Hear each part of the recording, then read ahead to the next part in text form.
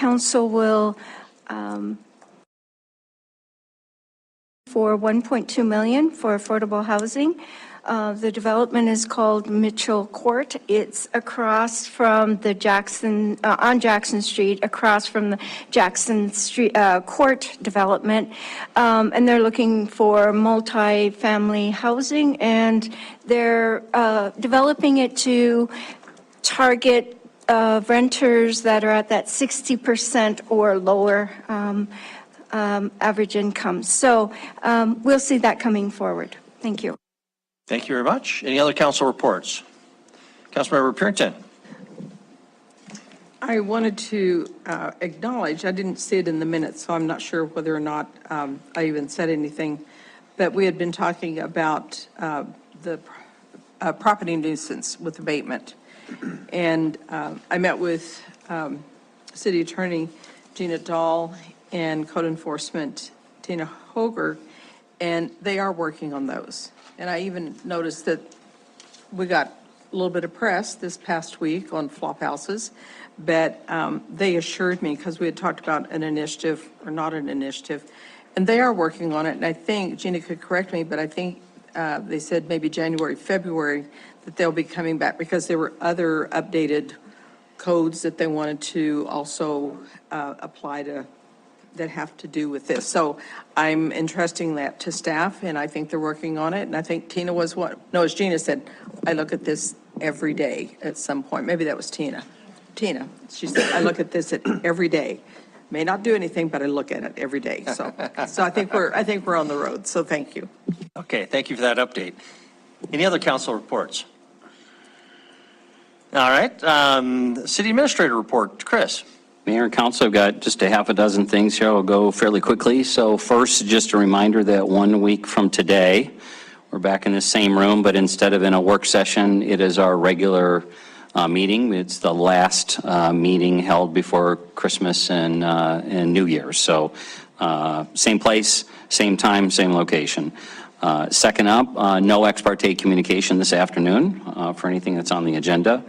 Third, just a heads up that thanks to Gina, thanks to our partnership, our partners at the YWCA, we were able to add very last minute here an agreement for next week's agenda between the YW and the city to partner in funding a Family Justice Center coordinator. So we'll be able to talk about that more in a week. You'll see the memo, but it is one of the recommendations of the Family Justice Center strategic plan.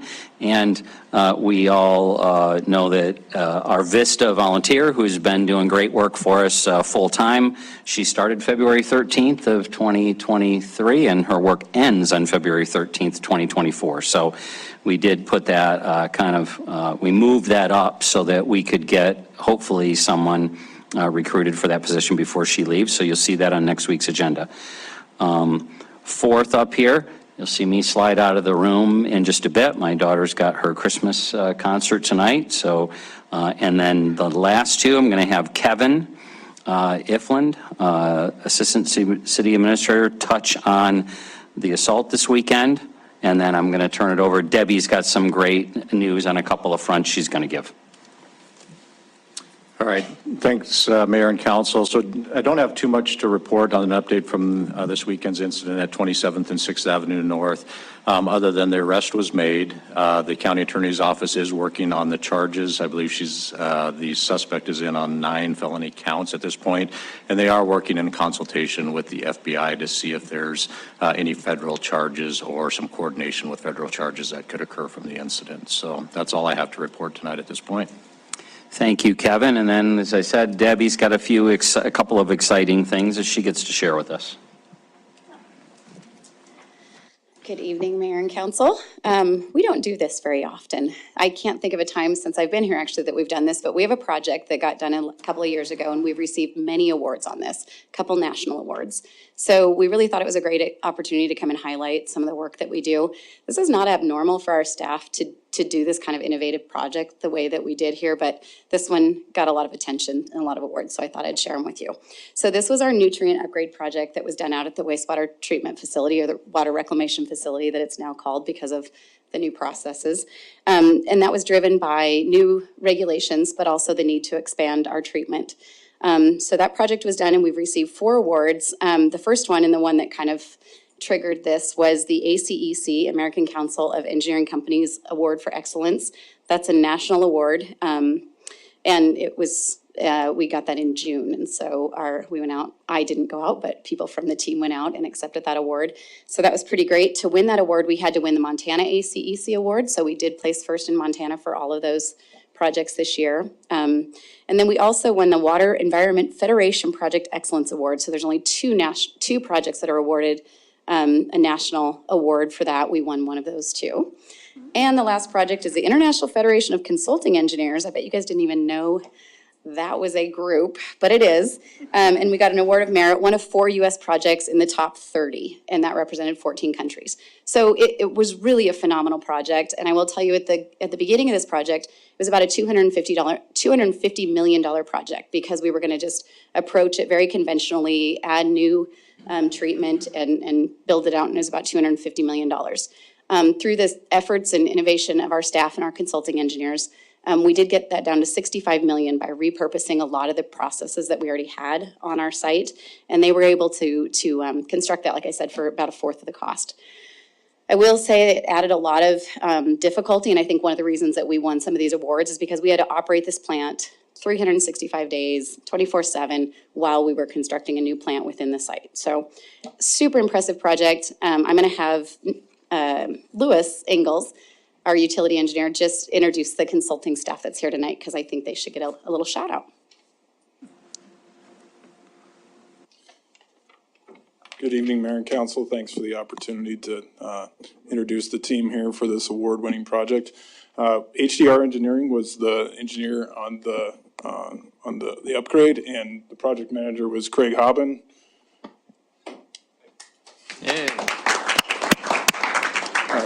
The deputy project manager was Jake Ostrander. And then our city project manager was Randy Strauss.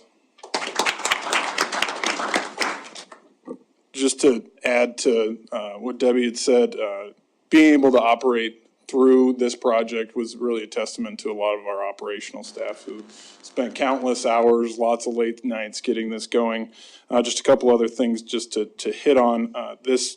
We had a state-of-the-art system for energy management on this project, and so it saves approximately $60,000 every year in electrical cost, as well as we received a rebate from Northwestern Energy for $90,000 on the commencement of this project because of the system we put in place. As Debbie said, we're meeting all of our regulatory requirements with this project, and it's really had a dramatic effect on the river. So we're very proud and happy to have received this award, or awards, from these recognized agencies. So thank you. Thank you, Lewis, and congratulations, Debbie. I hope this word will get out to more than just this group here, and you're working in process to get the appropriate press releases out, or whatever that will happen. We'll certainly support that, I'm sure. So one final round, or do you want to come back for an encore? No, you come back. Yeah. All right, Yeah, one final thank you for that. We are actually, tonight, Xiaoyi has a release that's going out with all that information. So yes, we're very proud of it. The second thing is also very exciting. The city was informed today that our grant application for Safe Streets for All was successful, and we were awarded $3.56 million. And I know you all got that information, but I would just point out that this is a the National DOT grant, and it is used just to provide funding to develop the tools to strengthen a community's approach to roadway safety and save lives.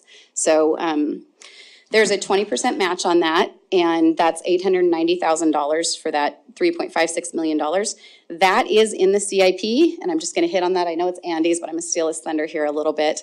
That's in the CIP under the Bike Boulevard, under the Safe Routes to School funding, and then planning has some funding for the outreach effort. So I would recommend that the city council leave that where it is tonight. We really don't know the details yet. We know that we're going to need that money for the match in at least the first year.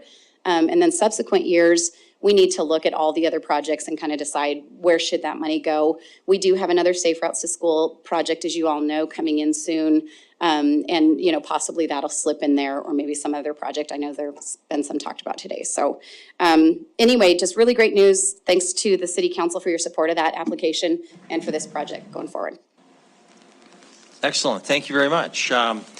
Council, if there aren't any other questions, we'll move ahead then. So public comment on non-public hearing items is our next item up. So that's everything on our agenda tonight. We've got two items. First, the consent agenda, and second, the capital improvement plan. So if you'd like to be heard on either of those, please come forward at this time. Just ask you to keep your comments to 3 minutes and tell us who you are. Thank you. Hi, Mayor and Council. I think many of you know me. My name is Elise Monad. I'm our active transportation planner with our City County Planning Office. I just wanted to thank a few people because my agenda item is on consent. I wanted to thank our most recent donors for the Mobilize the Magic City project, which is our public art project where we're working with Terry Porta as our artist in residence. And then we're also going to be working on another art installation near North Park. So I wanted to say thank you to Visit Billings, Valley Federal Credit Union, Phillips 66, Mayor and Ann Cole, Fisher Industries, and Superior Concrete. Those are the donations you guys are accepting tonight. And in addition, the Billings Community Foundation gave us a $5,000 award towards the project. That was given directly to the Riverstone Health Foundation, and Riverstone Health is paying one of our bills. So it's not being formally accepted, but I wanted to recognize them. And just say thank you to all of our donors for supporting the community through public art, crime prevention, supporting active transportation, community belonging, and more. And this brings us to about $29,000 in private donations for this project, as well as the council's very generous support in your $10,000 contingency. So with that, I think that's all I have, and I think we have one of our donors here just to say something else to you. Thank you. Very good. Brian. Good evening, Mayor and Council. I'm Brian Epley. I live at 716 North 23rd Street. I'm owner of Superior Concrete, and on behalf of Superior Concrete and Fisher Industries out on 72nd and Airport Road, we firm believers in the public art project, and as a downtown resident and a community servant in a lot of ways, we're just really proud of the efforts that everyone's making and jumping in here. Superior Concrete donated almost $11,000, and I got Fisher on the hook for about $4,000 for they donated all the concrete. So that took about a $34,000 install of these sculpture foundations down to $19,000 for project price. And I just wanted to publicly acknowledge that and say thank you guys for supporting the public art.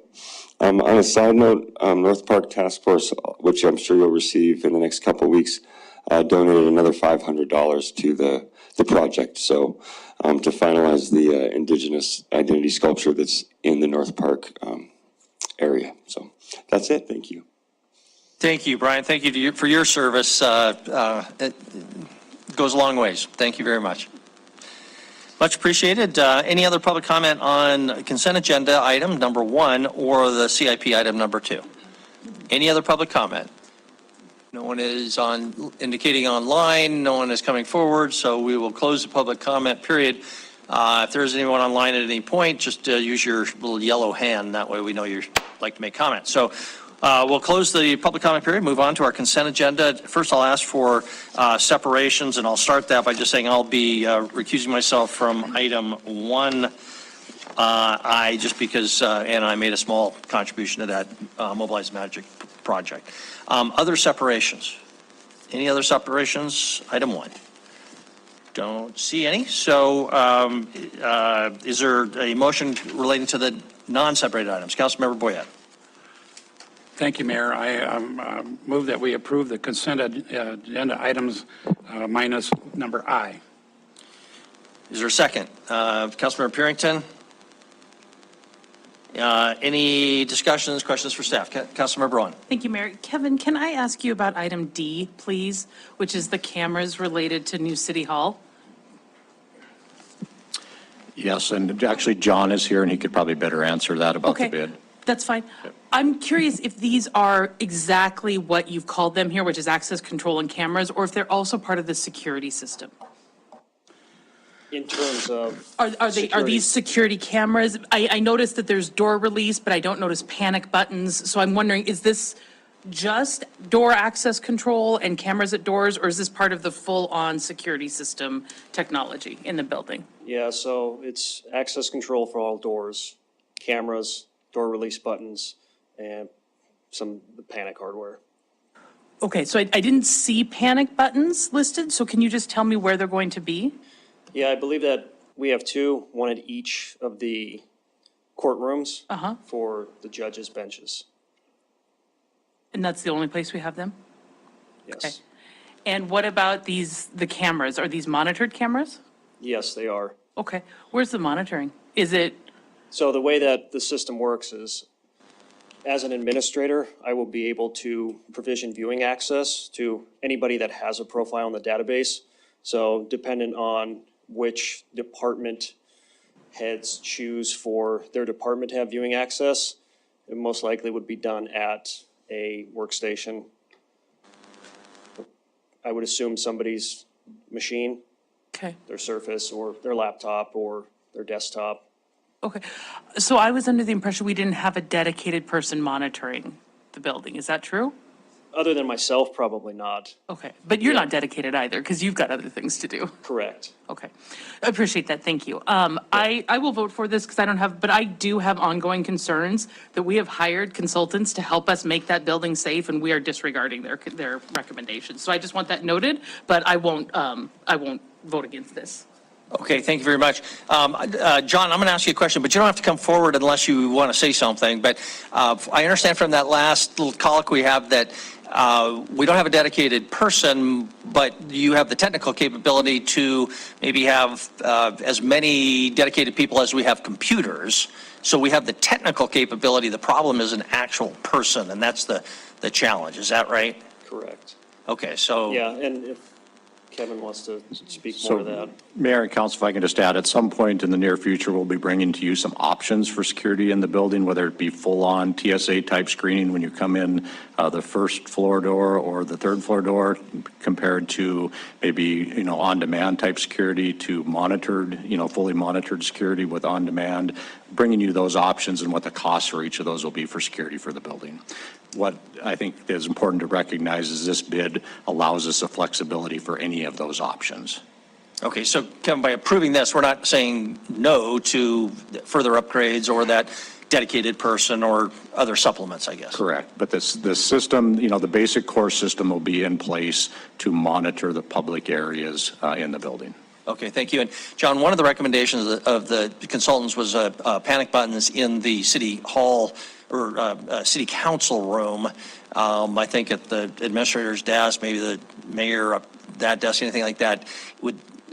Is that being rejected or potentially added as part of what Kevin was talking about? And if so, would that add cost? That Yeah, well, any issue? sort of addition would add cost, Mayor. We can go back and we can confirm specifically if it's in the scope of work, and I can follow up with you on that. Okay, that'd be great. Okay, thank you. Other, Councilmember Tricky, maybe John stay here in case, no? No, okay, all right, now you're released. Thank you, Mr. Mayor, Council. I wanted to give a shout out on item 1F, the MOU with the Beartooth Resource and Conservation Development Area. I see that a couple of staffers are online, anxiously watching us from, I assume, from Joliet. The Beartooth Arcade, very briefly, is one of a number of different economic development agencies in our region. These guys Beartooth tends to focus a little bit more on the rural areas. A couple of projects that are going on that I really did want to give a shout out to. They've been paying a lot of attention to the housing issues across the region, and one of probably probably the biggest issue outside of the high prices here in Billings is the lack of workforce housing that's happening in Red Lodge. So that's one thing that's there. The Food and Ag Development Center, which is basically helping small businesses to get a jump start into adding value to agricultural products. So you've seen a number of like local meat processing plants and things like that have popped up in the area. I assume all of those have actually had some interaction and some money from that program. So unless you guys have something to say, I just wanted to say that you guys are doing great work, and I'm sorry I won't be able to join you next year. This will be one of the things that you'll have to replace in January. Very good. We don't want to close off our representatives from Beartooth RC&D. If you did have anything you wanted to add, feel free. Nan, I see you took off your mute button. Amy, we have enjoyed you being on our board. You have definitely brought great knowledge to us as well, and we just appreciate that partnership that we've had with you. And if any of you guys have any questions for us or would like us to elaborate on any of our items that we have put on our updates, please feel free to ask. And follow up with us too after this meeting if you guys absolutely want to just do that method as well. But yeah, we appreciate being able to work in your community, and thank you so much for providing the letter of support for us to continue our Certified Regional Development Corporation program with the state. We just completed the recertification process, so thank you for supporting us. Very good. Thank you. Okay, any other discussion on the motion for approval of the non-separated items before we proceed to a vote? Don't see anybody coming forward. So if you're in favor of the motion for approval, those items not separated, please say aye. Aye. If opposed, nay. Motion passes unanimously. Councilmember and Deputy Mayor Boyette, would you handle item 1I? Number 1I. Thank you, Mayor, for your donation. So, yes, we have a motion. Thank you, Deputy Mayor Boyette and Council. I move we approve various donations to the City Planning Department for Mobilize the Magic City project. Is there a second? Councilmember Gulick? Any discussion?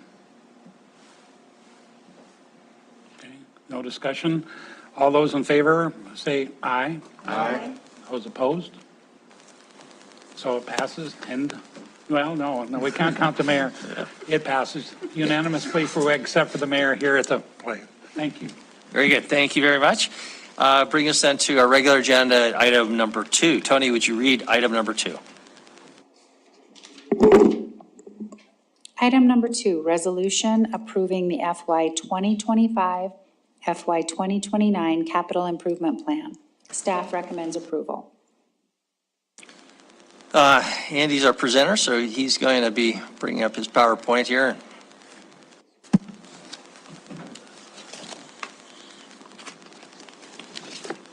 Good evening, Mayor and City Council. I'm going to move them off since we don't have council members up there tonight. Plus, I don't want you to miss anything. He's pretty excited about this, Mayor and Council, and I want to say before he gets up there and I don't get to catch the tail end of this, just a big thank you to our staff who puts a lot of work into getting the capital improvement plan all put together. So Andy and his team do an excellent job, as do the departments who put it all together. So with This is that, the new city design standards? Yes. 90s retro, is that what? Lightning bolt. Turns out PowerPoint has more than black and white. So I found it up at the top. So I went for 90s theme because it makes perfect sense for a capital improvement plan. Make sure parks get the memo. Yeah.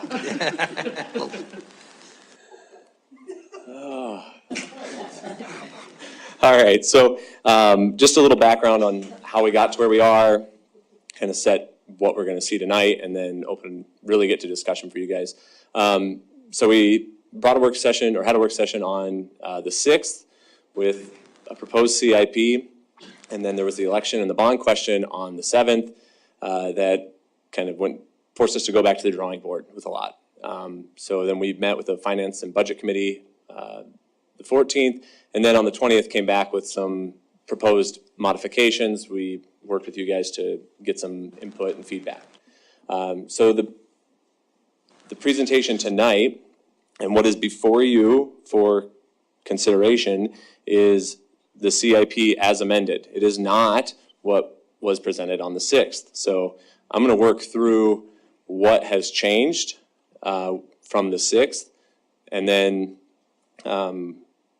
if you guys were to adopt what we presented tonight, all of the changes you're going to see tonight are encompassed in there. So I would recommend that you start with a motion to adopt and then begin amendment or consider amendments at that point. I know there's been one that's been talked about. Perhaps there are others. So why have a seat? It's so dumb. All right. But you're not going to, what was it? It was a cassette or a Walkman, skateboarding, of course.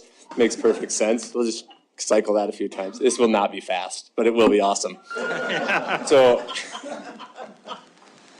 I wanted to go a little bit into why have a CIP. I think there are some comments made. I'm not pointing the finger at anybody who say, oh, it's just pie in the sky, or this stuff will never happen, or whatever.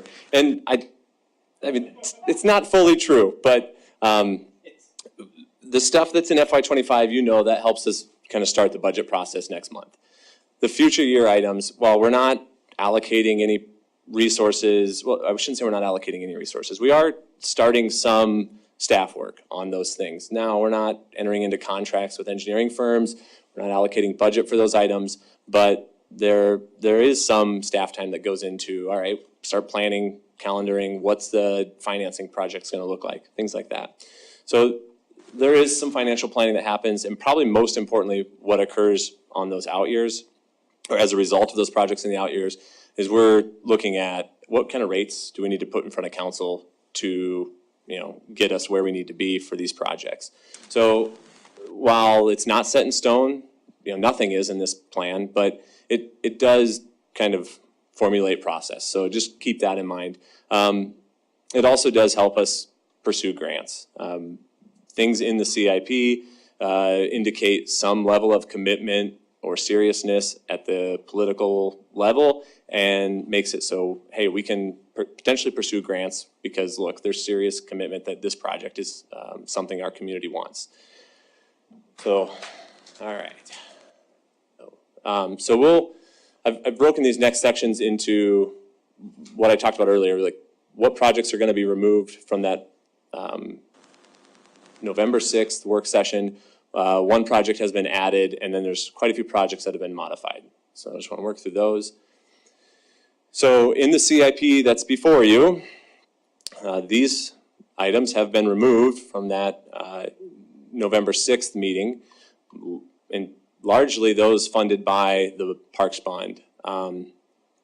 So everything at Castle Rock, Centennial, Cottonwood, Colson, the North Park Center and Zimmerman Center, those were all completely removed. The Highway 3 underpass, we had thought that may stay in the CIP because it was largely funded through transportation alternative funds. But given the limited funds that are available, that actually, when they timelined it out in planning, it actually fell outside of the 5-year window. So that's why it's not on here. And then the entire rec center has been removed. There is debt capacity within the South TIF district still, and I think there are still some discussions that will happen, but there's a lot of questions surrounding what that's going to look like, what that timeline looks like. So for that reason, our recommendation is to just not have it in the CIP right now. It will likely come back to work, well, not likely, it definitely will come back to work sessions and potentially be in future CIPs. But I think at this point, just given the kind of unknowns around it, our recommendation was to just get it out of there for now and kind of let the planning process happen. We've had one project added. This is a project at the landfill to put in some horizontal gas wells. This will, I guess, help manage the methane limits that the EPA has put in place. We started some of this project. Is that this year? We're starting phase 1, so this is phase 2, I think is how I'd characterize it. And there's $800,000 in FY25 and another $800,000 in FY27. So projects modified. All right, so the first one, Poly Vista Park, and this was based upon the conversation at the Budget and Finance Committee as well as the work session on, was it the 20th? So the recommended CIP has $200,000 in FY25. This would come from the general fund. This would go towards Landon's Legacy's fundraising for the playground.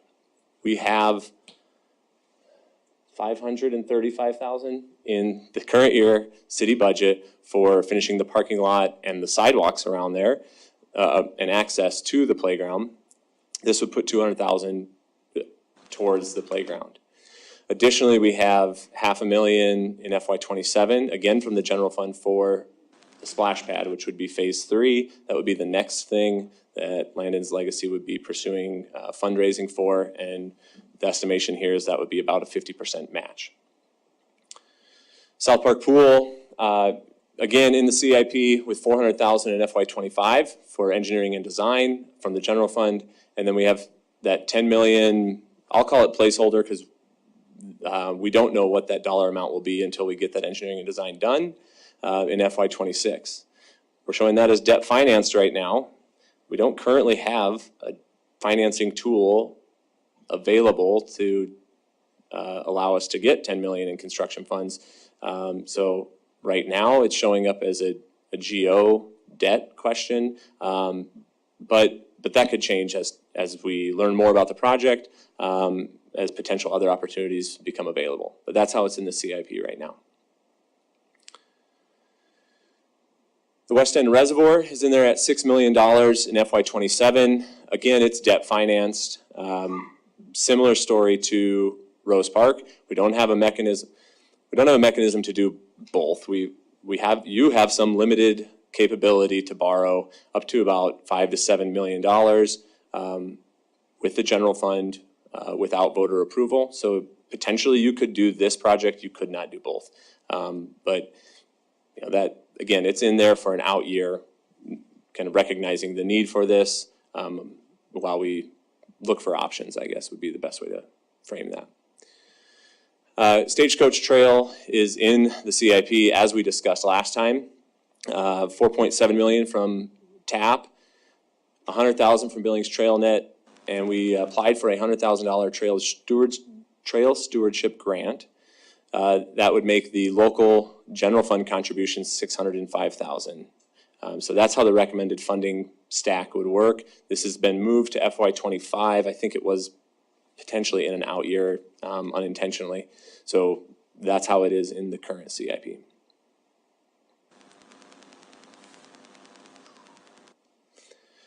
The 25th Street Bridge remains in the CIP, 100% grant funded. We anticipate hearing the results of our grant application in the first half of calendar 2024. And if we're successful in getting that grant, then the project would go forward. If not, then it will not, at least as it's currently envisioned. The next 3 trail projects, these were largely TAP funded, and then the local portion was assumed to be part of that, the bond. That's obviously been reworked. We've adjusted the timelines on these projects, and there's about $100,000 in each year from the general fund to make up the local contribution along with TrailNet. And you can see they've been timelined out. 25 through 29 is the anticipated spending of those projects. And then finally, the unimproved streets in the South TIF. So I believe the last time the CIP was before you, we had it in there at 100% TIF funded. Staff's recommendation is that there's some local contribution through the form of an SID. The recommendation right now is 50-50. These projects are in 26 and 27. They're not a FY25 project. And you know, there's about $8 million in unimproved streets projects in the South TIF district. I believe the CIP has a little over 2 million allocated over those 2 years for those. And then finally, Met security cameras. These projects were in the CIP, have been all along. They've just wanted to swap the years on them. So one going from 25 to 27, the other one going from 27 to 25.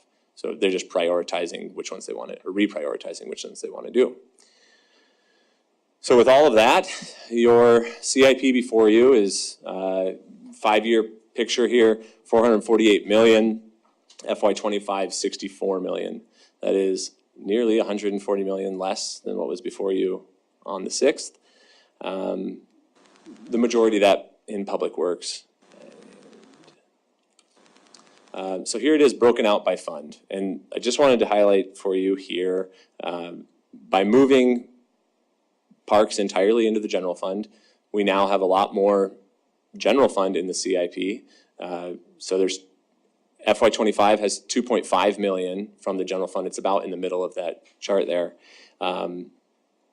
That is the parks projects we kind of traditionally had done with Park District 1, as well as the major component, the other major component is Stagecoach Trail, that contribution. And then all the other projects, I guess, make up the remainder. And then, well, you can see them by the other funds there. Obviously, again, Public Works, largely capital, captured there in solid waste, wastewater, and water. And I do have individual slides of all the projects if we want to go through those. I'm not going to go through them unless there's questions about them. So staff's here for questions. Again, I'd recommend you make a motion to adopt, then consider amendments, or if you're so inclined, delay for future action, but certainly provide feedback on what it is you want to see changed or in the future. For my, oh man, come on. It's gotta work. No party. That's it. What happened? Confetti. Confetti coming down. Oh, well, nope, not up there. All right. I had a conclusion that was mind-blowing, but that's the best I could do. So I do have, again, all the projects by fund, but I'm not going through those tonight. Look at, there it is. Oh yeah, here. Oh yeah, with sound effects. Awesome. Awesome. Mind-blowing. All right. So, we're not Mayor. paying your consultant too much for that. Yeah. No, thank you, Andy.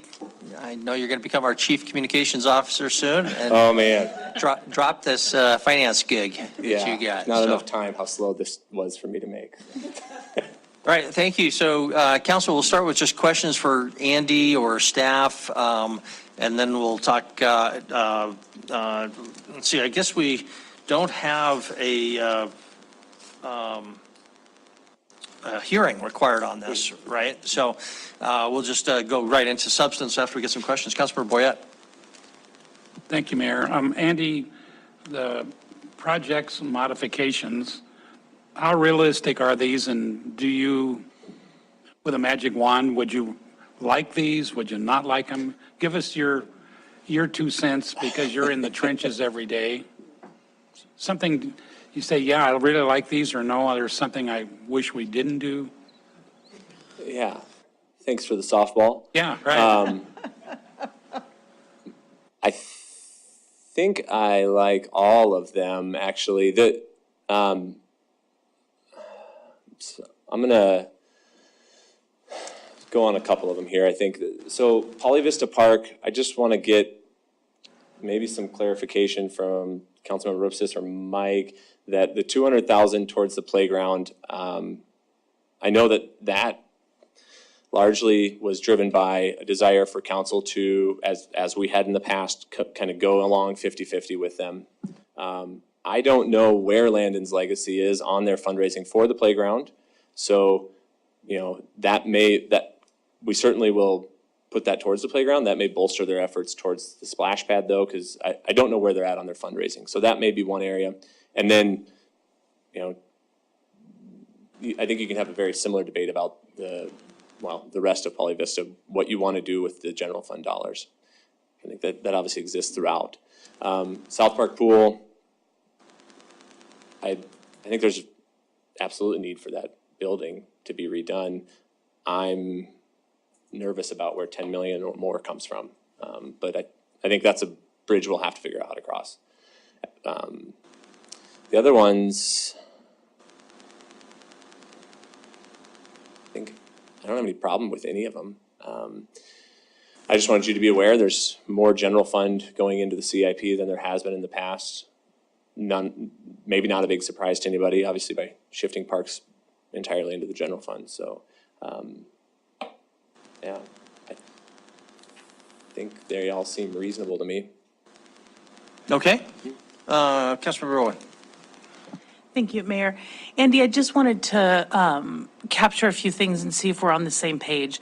We had discussed in the Budget Committee, and I think we mentioned here as well, the idea of taking out broad planning studies and putting them in an appendix in the back of the CIP. Is that still the plan when this is finalized?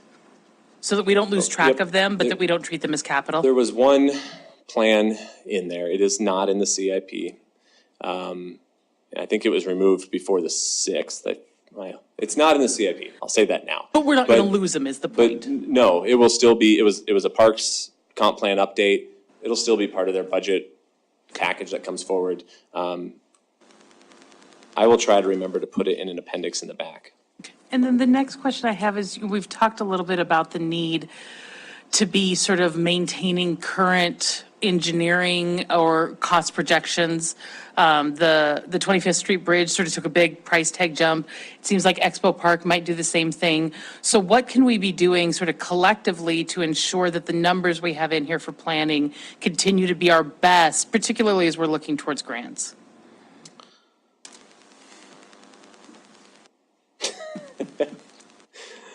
I think I'll let Debbie take that one to the best of her ability. So and I can't speak for all the different departments, but we do go through every year in our CIP and we increase them for what we see for construction inflation. So those couple they weren't funded. So we do this most for our funding sources that are there because we need to be fiscally constrained. So these didn't have funding sources attached, and I think that's why they didn't get updated. But most of them do get updated every year. But that makes perfect sense. But you can see the dilemma, right? If we Yeah. want to compete for grants, we have to know what those numbers are. And so I just wanted to flag it as something we discussed and should keep discussing. Yep. Good, thank you. Andy, if I can ask a question about the South Park Pool, and this may be Mike Pig might want to weigh in on this, but the $400,000, I guess, doesn't fall under this planning category that we don't want to have in the CIP. So that's one question. It's, I guess, more engineering or something. But is it also, what level of engineering do we get for $400,000? It seems like a lot of money when we don't have construction dollars at this point. Is that a wise use of money if we're going to have to update it later anyway? Or we have to have that level in order to try to go out and get grants? What are the issues there? Could we do a lower level of design? And Councilmember Gulick's going to want to weigh in on that one too. But whoever you want to start with, and Mike also. So Sure. So with respect to the plans, generally, well, not generally, plans that lead to construction, so actual construction design documents, they are part of the capital project. So that's why that's in there. Something like a conceptual plan would not be in the CIP. So that'd be the distinction there. With respect to the dollar amount, I mean, I'll give Councilmember Gulick an opportunity here. I think that came out of the Budget and Finance Committee as, that would be enough to get some serious construction design documents. But yeah. Thank you, Councilmember Gulick. Yeah, that did come out specifically out of the discussion, and in order to have, we're not really sure about the $10 million as an estimate, and so having. We have different phases of design, sort of conceptual, then schematic, and then design development. Design development, we might be able to get to that with the 400,000, but it would be able to get enough at a much better to be able to understand all of the scope of the project and anticipate any particular challenges and be able to get a much better cost estimate. So that's, it wouldn't take us through construction documents, but it would get us a long ways down the road, that we can get a much better number for cost estimate of Okay. construction. Mike, Peg, anything you wanted to add to that? Thanks, Mayor and Council. I'm with Councilman Gulick. We usually look at about a 10% design engineering cost. So if it is 10 million, then we would be looking, a lot closer to that. Or, I mean, the 400,000 is a reasonable number. I think those will get us to enough concept and enough design that we can now start to really pursue grants. If you don't have the more firm numbers, it's really hard to go after grant money. So I think that's going to open up those avenues for us, so. Okay. All right, very good. Thank you. Other questions? Councilmember Joy? Thank you, Mayor and Council. This is a quick question for Director Zeller. As you mentioned, more of our general fund, because of the shift of parks into the general fund, more of the general fund is appearing in our CIP than previously. Our general fund basically is our taxpayer dollars, and most of our capital improvements come from user fees on the utilities side. So this is kind of I'm thinking about this as kind of a little bit of a dilemma, as we can't anticipate very large jumps in property values that would really make those jumps in terms of what we collect in our general fund. And our overwhelming costs in the general fund are fire and police. Our public safety costs are really in that general fund. So what are the implications in terms of parks? I mean, we're talking about capital improvements for parks, which are playgrounds and pools and such things. But overwhelmingly, our general fund is where we find our public safety dollars. So what are the implications for this if going forward we don't have increasingly high valuations with property tax? Thank you. Yeah, thank you. So a couple comments on that. Certainly, being in the general fund, it means, you're competing with all city priorities because it's available for any city function. The Park District 1, while being an assessment, was funded as a mechanism of taxable value. So those improvements have historically been funded through that assessment that's derived from taxable value. So while we're now shifting that into the general fund, paid for primarily by property taxes as well as our state reimbursement, we've been using a similar mechanism to do park projects in the past. So I think the source of the funds isn't a real major change. As far as long-term projections go, that's kind of why I wanted to point it out, that you have some capacity in your general fund to handle more projects or more things. But you're correct, it doesn't grow, historically has not grown very quickly. You don't have the authority to just increase it. So we have to kind of have some forward-looking plans here like this to say, yeah, does that seem like what we want to invest in or invest our general fund dollars towards? I don't even want to venture to guess what the legislature will do with property tax and values at the next session. So, right now we've kind of assumed historic, slow and steady growth that we've experienced primarily in the past. But I don't know what will happen this next legislative session. Thank you. Okay, thank you. Councilmember Perrottet? So this is maybe a question for you and for Kevin. So with these funds in the general fund, they can go anywhere because they can go to administration, they can go to parks, they can go to public safety, police, fire. Is that correct? Just basically that's what can happen. Yeah, if I'm understanding the correction or the question, yes. I mean, those are all general funded departments. So with the bond levy that failed significantly, could we not transfer more money into public safety for additional police hires at this point? So I'll start, and then Andy might be able to follow up if I'm understanding correctly. Yes, I mean, if you want to make cuts in some places in the general fund to fund more public safety in the general fund, then yes, that's an option. I don't know if that was your question or. Well, it is, and before you take off. And so what I'm saying is some of the things that we have in parks right now, if we take those in, just like you're saying, 400,000 for Poly Vista, but we don't know where Poly Vista is on their fundraising. So could we not use those dollars, because those dollars not be put into public safety for additional police hires? So, short answer, yes. The general fund you can use for any general government service. Because those are So, CIP. What we're but- doing is CIP. Police hires are not Correct. CIP. That would, yeah, the specific topic you're talking about would be part of the budget process. Correct. Well outside this scope, so. Oh, okay. Yeah. I mean, they do connect, right? We are going to take this Absolutely. information to start building the budget, where you will eventually commit dollars. But yeah, I would say a motion to remove that and add police officers wouldn't be appropriate for the CIP. For this CIP, right. If they're tied together. Okay, thank you. Councilor Ripsis? Thank you, Mayor.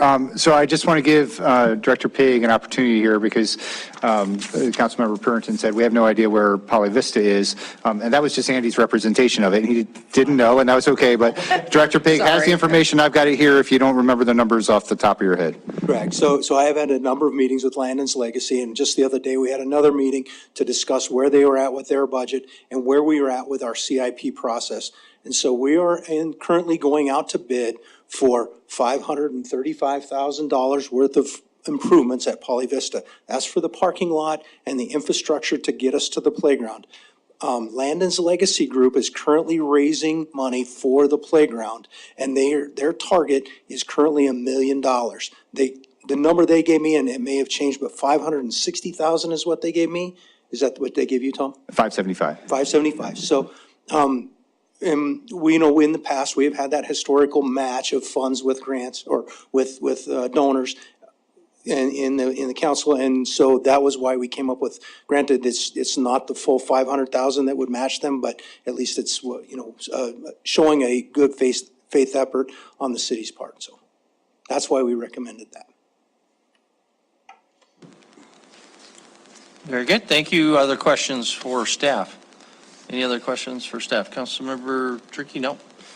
Okay, then, Councilmember Tricky?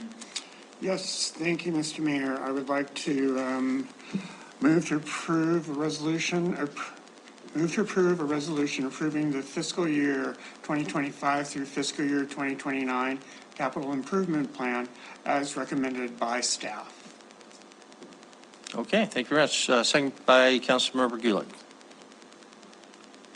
Okay, so council, you have a motion in front of you for debate, further questions, discussion, amendments.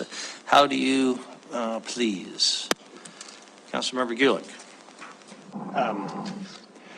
I want to make an amendment as well. I move that the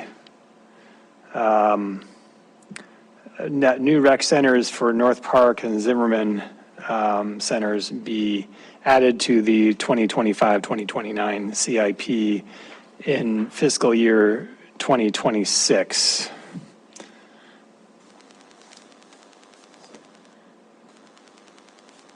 Okay, to add the rec center for Zimmerman Park and North Park in fiscal year 26. Is that correct? Correct. And second by Councilmember Ripsis. And I can speak to the motion. Yeah, please feel free to speak to your motion. So I've heard from a number of constituents who, want to support our parks, that they want to see the benefits to our community of parks and trails and rec. But the bond that was in the ballot most recently was just too much. So they were interested in something that was more pared down that didn't include the multi-generational rec center. The current North Park Center is not optimal structure it is not a community rec center, the kind of place that can really be an asset that helps bring it's a bunker, basically, a windowless bunker. And the North Park doesn't have a school there anymore in that neighborhood. So there aren't some of the facilities that a lot of the other neighborhoods have, where they have, I know Rec does a great job of working with area schools to have facilities where kids can go. The current Zimmerman Center is also woefully deficient. I understand it was a small garage for a fire apparatus many years ago, and I think roughly 50 years ago, it was sort of somewhat converted to be used for rec purposes, but there's not really any conditioning of the air in there, or there's mice that are running rampant through there, and it's just that does not. It's not a rec center, really. Funding source. So when we put things in the CIP, we like to identify what's the funding source. I think like the South Park pool, we can put it on there unspecified, but I think we have a lot of options that we can deal with in the budget season and in the spring. So we could go for another general obligation bond, a smaller one. PD1 could be revived for the purpose of bonding for projects, and then it'll have to sunset almost immediately. We also have, there could be some bonding as Andy mentioned, 10% of our general fund. Perhaps there can be some shifting of things around using Sabura funds to pay off the balance of the police evidence center in that Sabura area, freeing up some resources that could also be applied for bonds. So those are, for all those reasons, and that I think resources in the North Park are needed for it's one of our neighborhoods that's got more crime and has some challenges, and it really could use some investment from the city that this is a place where that these people matter. We're not creating conditions that foster problems. So I don't know how to, that's going to delicately put that. So for all those reasons, that's why I made the motion. So thank you. Good, thank you. Councilmember Rupes, did you want to speak to your second? Just real quickly, I fully support the motion between South Park, North Park, and the Zimmerman Center. These were our three big projects from the bond that we're repairing, replacing facilities that are well past their anticipated lifespan, and certainly are not up to the challenge of what we're facing in our community right now. So I think it makes a lot of sense if we have a to be determined debt financing option out there on the South Park pool to also group the North Park Center and Zimmerman Center together with that. And for that reason, I'm supporting that, and I hope you'll vote for it as well. Okay, thank you. Further discussion on the motion to amend. Councilmember Boyette. Thank you, Mayor. And I wasn't going to say I told you so, but had we split the ballot to start with, we wouldn't, I don't think we'd be in this position now. We're at $18 million. We got a pool and a couple of buildings, and I think the public said they didn't want it. So I can't support any of this because that's what I found by the vote 2-1. Maybe if we come back next year. Again, this is a lot of money that doesn't have any funding, so I can't support it, even though I would like to. Okay, thank you. Further discussion on the motion. Councilmember Rowan. Thank you, Mayor, and thank you, Councilmember Gulick. I think you make a strong case here. I find myself in a similar position to Councilmember Boyette, and particularly as I think I'm pretty clear, Public safety is still our number one priority. And the idea of asking for $18 million in new taxes, and then on top of it, I understand we'll shortly have an amendment to do another $1 million in new taxes. I'm just having a hard time with it when that's significant distraction from of prioritization on public safety. So I appreciate you suggesting it in the out years, which would give us some time to plan and work on it rather than in FY25. But I still think that we're sending a signal to the community through adopting these kinds of amendments that we're actually not going to focus on and prioritize public safety. I recognize there's ancillary impacts of active spaces as a crime deterrent. I don't mean to diminish that at all. It's going to be very hard to fund the South Park pool, but I think that is such a long-standing need. I think there's council consensus that we need to try to find a way to do that, but then continuing to pile on and pile on is just not a place I can go right now. I'd like to keep working on it and keep talking about it to find ways to advance some of these critical projects that are essentially sort of in disrepair, but this one I can't support tonight simply because we are on the cusp of such a spike in crime and such a need to focus, and I just think this sends the wrong signal right now. So unfortunately, I'll have to oppose this tonight. Thank you. Further discussion, Councilmember Purington. And I would agree as well. One of my biggest issues, and I really look to the eBird and those folks for doing some community efforts in North Park, and I think that's fabulous. And I wish we had more efforts throughout the city from communities or from corporate donors or whatever, that they could do that. I would love to see a corporate donor come into South Park. And I think there's some possibilities there, and I think Chris and I have talked about some of that as well. And even with Zimmerman in North Park, it would be great to have some of those local, close by these particular facilities, to have some corporate donors. To always rely on property taxes to fund these things, it's great. We continue to want to build more, but yet we can't take care of what we have. And we struggle with that. And I agree, it'd be nice to redo all of those. I've been in all of those, and they all need to repair. I have for years.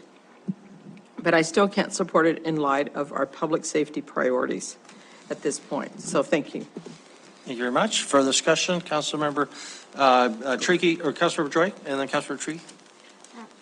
Thank you, Mayor and Council.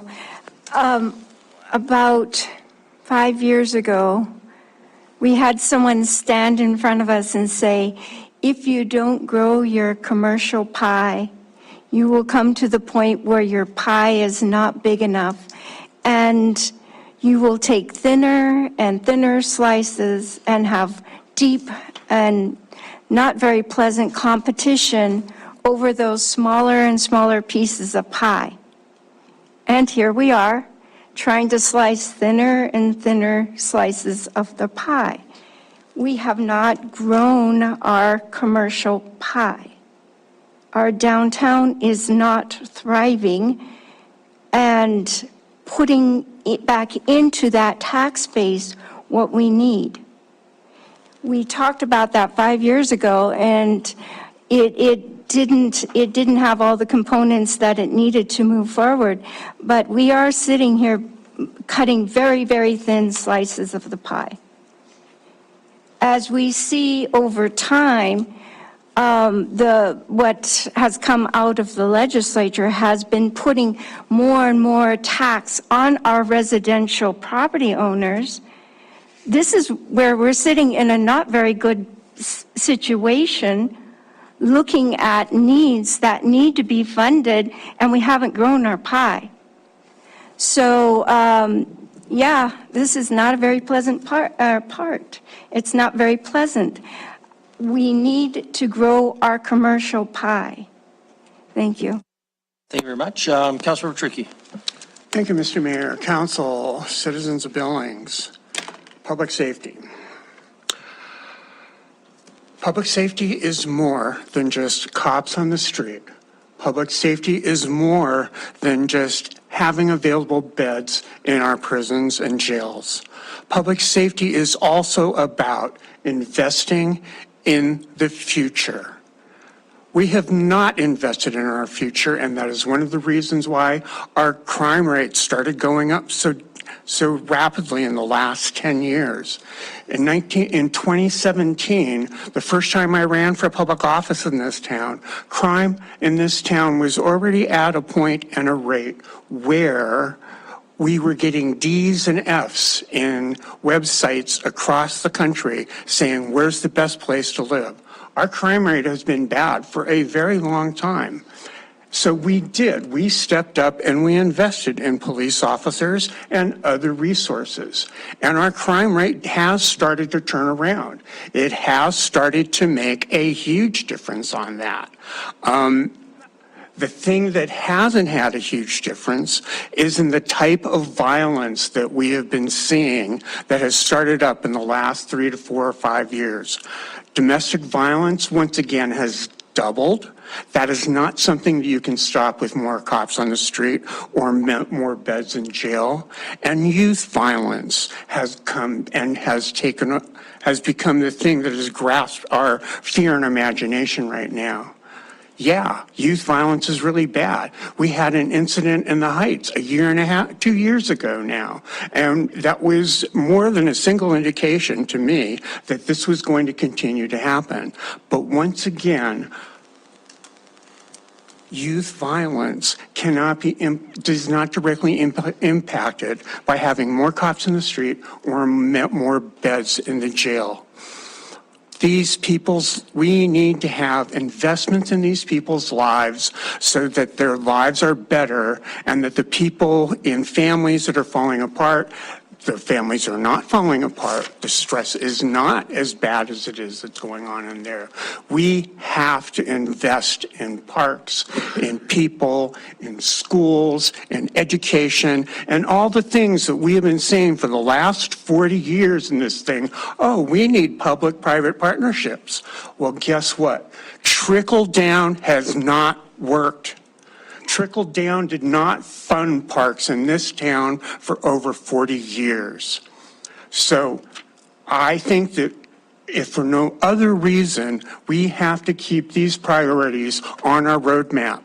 This is not a commitment that we're going to fund these projects. It's a commitment that we find these projects important and that we will find ways to fund them in the future. Putting them in the CIP with a little line in there says, we don't know how we're going to pay for them yet, but we want to pay for them, is a very, very important statement for the future of this town. It is not just, sorry, this is how we got into this mess. This is why the park, Castle Rock Park in the Heights didn't get its equipment replaced because it wasn't on the capital improvement plan. It wasn't on the radar to do. And if we drop these things off the radar to do them, that's going to happen to them again because we're going to stop worrying and thinking about funding it. We, of all the people in Billings, are the ones most responsible for the future. Invest in the future, people. Good, thank you very much. I'm going to just ask Debbie a question because what we're talking about is always about alternatives, and I apologize, it's not strictly germane to the amendment, but it is because everything is an alternative to everything else. But specifically about the Highway 3 underpass, it's not currently in the CIP. With this new announcement of the $3.56 million from the infrastructure bill, is that a project that we potentially could fund, at least in part, using the $3.56 million or using freed up gas tax dollars that otherwise were going to go to other projects that those $3.56 million would go toward? Mayor, my interpretation of the fuel tax laws in the Montana Code Annotated is that we cannot use it. I do have a question into one of Gina's staff members to get that legal opinion, and we can get that out to you at that time. But it does specifically talk about using it for a city street, which a trail not part of a street would not be considered. So that addresses the gas tax money, potentially. What about the $3.56 million grant itself? Mayor, is your question about the reallocation of it? I'm just not sure what's covered by that $3.56 million new money. Would the underpass be a proper use of those dollars? So right now, we have Safe Routes to School in the CIP as gas tax. So we are expecting it to free up some of those dollars, depending on what the new Safe Routes to School study shows. And I understand it'll free up dollars, but the federal dollars, can they go toward the underpass?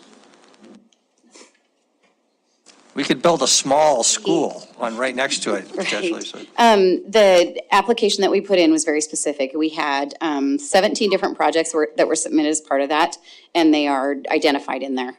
And I know Wyeth has his hand up. You guys can't see it, but he might want to talk about that as well. But it's very specific, the grant we were awarded. Okay, so no. And thank you very much for that. And Wyeth may have wanted to make the same point, but if Wyeth is with us, was there anything you wanted to add there, Wyeth? Mayor and Council, no, thank you. Debbie covered it exactly, the specifics of the grant and what the projects that are called out in there. So, no, thank you. Okay, very good. Thank you. Further discussion on the motion, Councilmember Gulick. Yeah, just maybe to respond to Councilmember Purrington, I think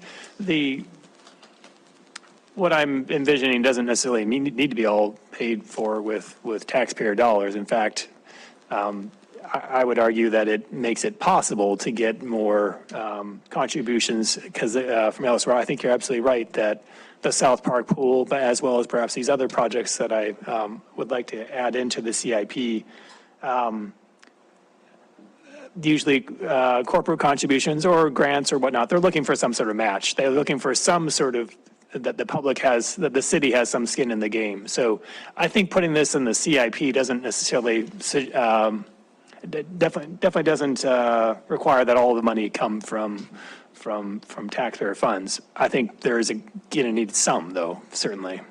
So I think putting this on there actually makes it possible for us to get funds, in other words.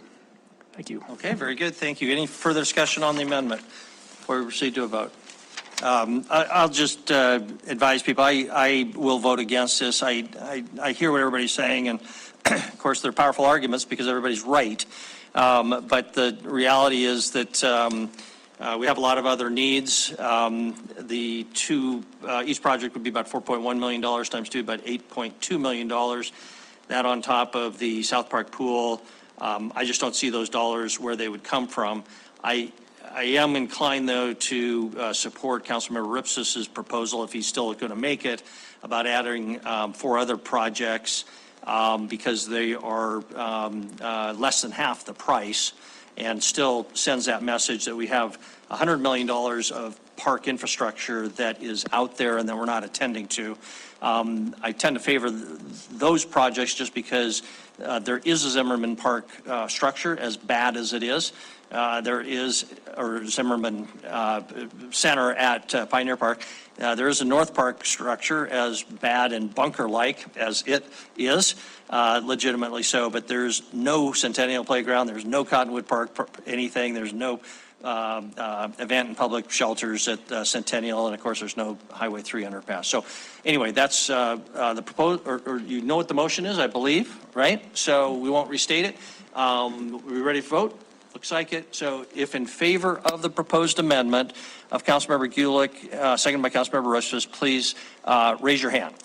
Voting in favor are Councilmembers Gulick, Joy, Chiriqui, and Ripsis. If opposed, raise your hand. Voting in opposition, Councilmembers Owen, Cole, Tidswell, Purrington, and Boyette. So the motion fails and leaves us with the underlying motion for approval consistent with the staff recommendation. Now, further discussion on that underlying motion or further amendments. Councilmember Ripsis. Thank you, Mayor. At your insistence, I will make this amendment proposal.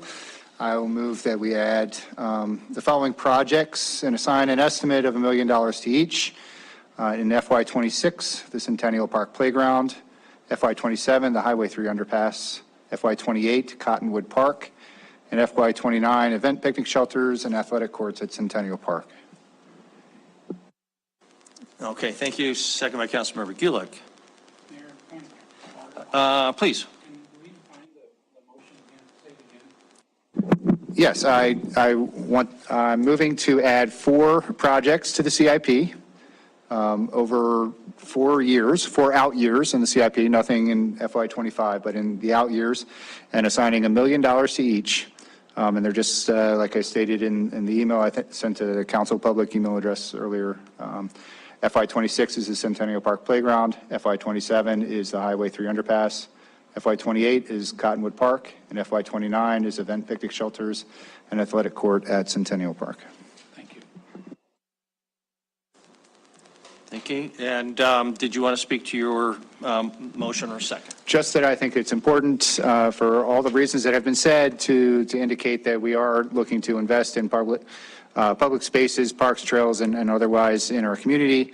And this small amount of, projects, getting them on the timeline here will enable groups like Partners for Parks and TrailNet to work towards fundraising and helping to move those along. So I think they're worthy projects to have on there, and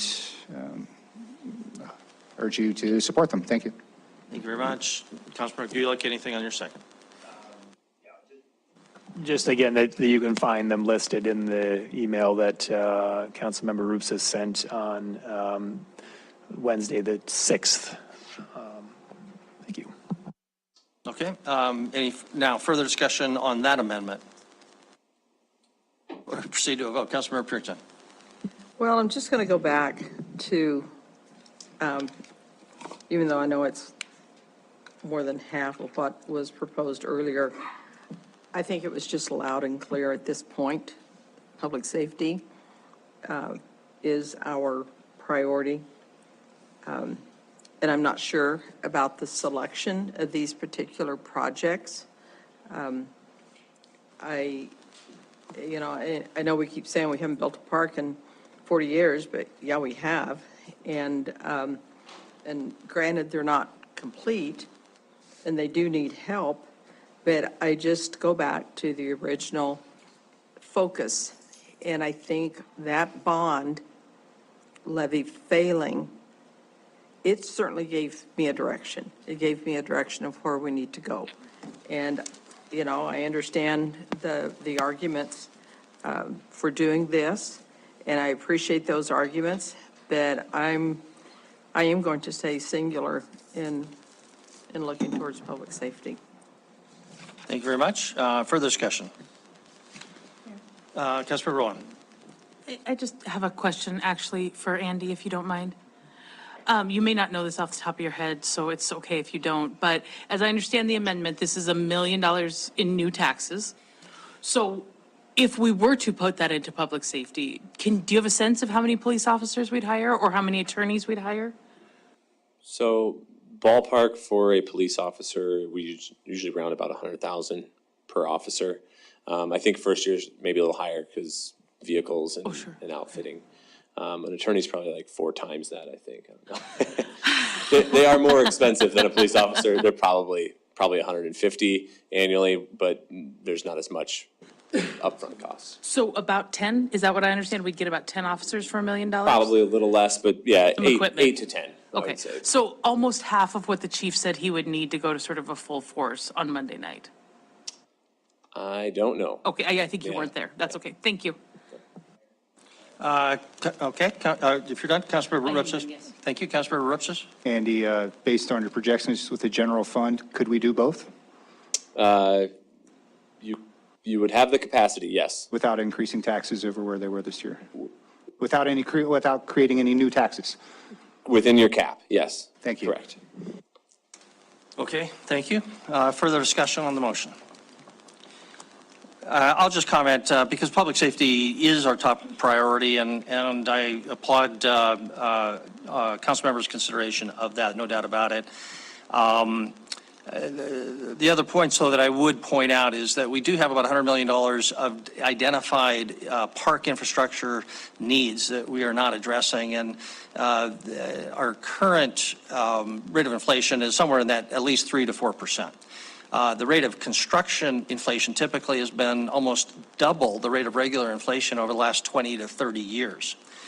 So even being very conservative, we may be falling behind roughly 4% each year on that $100 million, or every year that we wait costs us about $4 million. By investing roughly $1 million, maybe we can get that $4 million backward direction slowed a little bit, but not too much. So I see this as in part a cost-saving measure as well. Would remind everybody that we do fully intend to invest in public safety, consistent with Councilmember Ripp's question. We will be putting that $500,000, I hope, towards a misdemeanor holding facility. We will have some other dollars, and we should be considering however we want to use those dollars towards public safety. Just looking back at our history, sadly, the appetite or need for public safety spending has been insatiable for decades. When we had extra dollars before our public safety mill levies, we tended to put them into more uniformed officers, which was the right thing to do. But it meant that we were only leaving the Parks Department scraps. We then invested in the second public safety mill levy, which was a huge investment, and then the second public safety investment, which was public safety mill levy, which was even a larger one. Now I'm thinking we'll be using additional, I don't call them surplus dollars, but general fund tax dollars to continue that investment in public safety. So we're not ignoring that by any means. And also the CIP, just I think all the council members understand, but for anybody who might be listening, is not our budget. It is a place saver, so to speak, someplace we would like to have aspirational spending. If the dollars are there, we may need to reconsider the CIP allocation and reallocate those dollars to public safety when we get into the budget process. I'm realistic about that, and I would not say that we need to absolutely close the door to that possibility. And then I guess the last thing is we can hire people, but law enforcement officers like diamonds. They're very valuable, but they're also forever. These are one-time investments for 1 year. If we hire somebody, we have to make them a commitment for their career that we're going to continue to pay for that position and not cut back. So that's quite a commitment that we would want to be very careful about making. So further discussion? Councilmember Purington. Just one more thing to say that, we want to hire additional police officers. That I think that's kind of a given. But one of the things that we're learning is that not only new hires that we have, but also our current officers, they need training. And that's one of the things that we really lack in our budget for police officer training. We're talking now about domestic violence. We're talking about, some of the various child abuse and abuse against women and men. And I think our officers will acknowledge that there is additional training that needs to happen, and we basically don't have the funds for it. So it's not just putting more people on the street, and as everyone keeps saying, we're growing, and I don't think, and those are diamonds in the rough that are going to last forever, but we're going to need them. And if the city continues to grow, we'll probably need additional ones.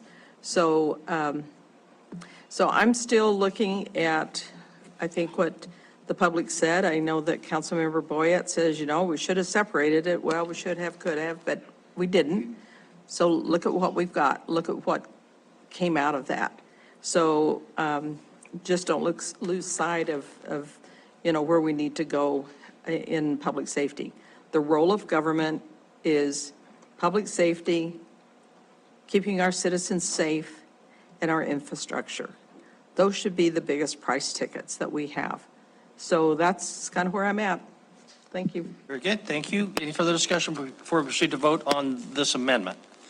Don't see any others, so if in favor of the amendment, please raise your hand. Voting in favor, council members Gulick, Joy, Cole,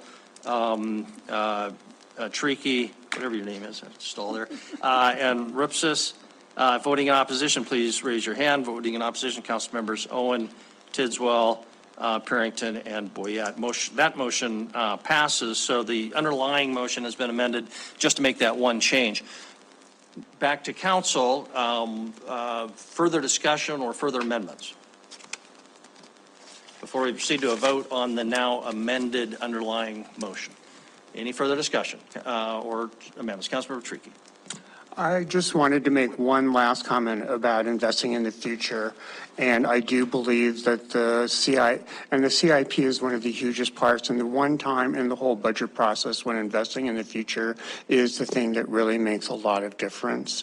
And I have to say that as a boomer, I am really disappointed in the efforts that we have done to invest in the future. Our parents gave us one of the best foot up that any generation across the world has ever seen. And I do not believe that our generation is passing on the same. And that makes me very sad and disappointed in myself to a very large degree. So anyway, yes, I think we've come to a good compromise on thinking about the future of parks and including it along with all the other responsibilities that we have and need to do. And in my mind, the most important role of government has always been to do those things as a community that we as a community need to do in order to make the future better for our children and their children and so forth. Thank you. Very good, thank you. Okay, that then concludes, or have we voted? No, we haven't. Yes, not. All right, we'll proceed to a vote on the amended motion. I assume everybody understands that, doesn't need to repeat it. So if in favor of the amended motion, please say aye. Aye. If opposed, say nay. The amended motion passes then unanimously. We have a CIP, and that concludes item number 2. Public comment on non-agenda items. Is there anything not on our agenda tonight that anybody would like to comment on? No one is, yeah. He'd like to increase his budget for graphics or a special assistant. PowerPoint consultant for PowerPoint consultant. Okay, there's no public comment. Any council initiatives? Yes. Okay. Councilmember Joy. Yeah, thank you. I guess we just need to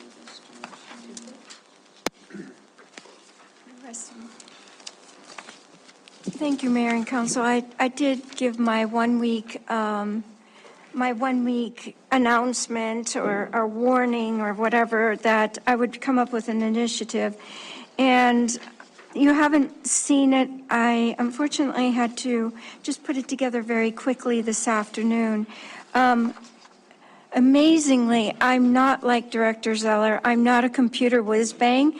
And between an iPad that won't talk to a printer and all the different operating systems, I'm not tech savvy enough to be able to get everything done quickly. But anyway, what this is about is really just asking whether council would approve having one of our council subcommittees look into and research local hire and apprentice policies. We've had a local show from the Carpenters Union and talk about the way that keeping our dollars, having local hires and apprenticeship programs, keep our dollars in our community. So this is it isn't actually very intensive in terms of a staff time, and I don't anticipate any funding or any kind of expenses, but there will be at some point staff time. But it really is asking whether the council is willing to put the time and effort through a committee to look into this and whether or not we would like to have that in our contracts. The city of Missoula has it. There are other communities in Montana that have these in their city contracts. So it's not really inventing a wheel. It's really looking at what other cities do and whether or not that's something that we would like to do. What it would do, depending on what it looks like, what it says is if you have got we put out an RFP and you're taking a contract from the city, then there's a provision where you would be expected to have some local hires. instead of subcontracting out to contractors that bring in workers from Texas and that kind of thing. And how that works exactly, I'm not an expert in it. It also means that I have to understand it better. But they are in contracts in the city of Missoula, Helena, and I believe Great Falls, but I'm not quite sure.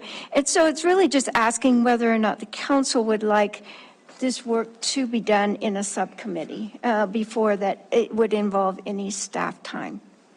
And I talked with Councilmember Neese, and I talked for a minute, and Councilmember Shaw, who is also a member of the Legislative Committee, and they both seemed very positive about having this something that the Legislative Committee could look at and see whether or not it's something we would like to bring forward. And of course, anything that is brought forward comes back to council for approval, and council can decide whether or not they want to do that at a later time. But it does take a certain amount of research, and that can be done very efficiently, I think, in a subcommittee. The last thing I did want to, in terms of the priority, how does it fit with our priorities? Which is a very good question, and I'm glad the mayor made this initiative form. I call that a high medium to a medium priority, and the reason why is as the superintendent really talked about, opportunity school that he would like to move forward with, these things can sometimes dovetail in ways that allow young people in our community to learn the skills, to be a part of the skilled labor that's within a community. And so I really think that there are benefits beyond simply looking at it in terms of keeping our Billings dollars in the Billings community, but also opportunities that it gives to youth. So I brought this forward. I know it's a little bit different than most of the initiatives that we consider. And if you have any questions, I'll fake an answer. Okay, all right. Thank you very much, Councilmember Troy. Are there any questions for Councilmember Troy at this point? I don't see any, but if there are, maybe communicate with Councilmember Joy offline by email or give her a call and chat and talk to staff and bounce it off staff. Councilmember Trickey? I decided not to put this forward as an initiative since I'm basically a lame duck at this point, but I do believe that council needs to look very closely at how the budget system, how our budget cycle has changed with the introduction of the budget committee and putting it in there. I do not believe that we have a solid understanding of what the timing needs to be anymore for anything. Should we be asking for proposals coming from people from the community? When should those happen? Last year, a number of different proposals that had bubbled up from the community got shut out because of the way our timing was not as clearly laid out as it had been in the past. So I just would recommend to those of you who are going to be sitting in this chair on the first Monday night in January to think about how our budget process has changed and what we want it to be looking like going forward.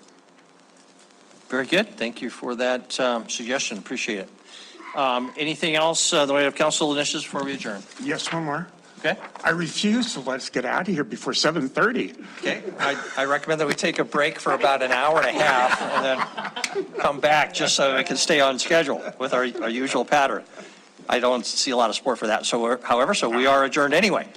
Thank you, everybody.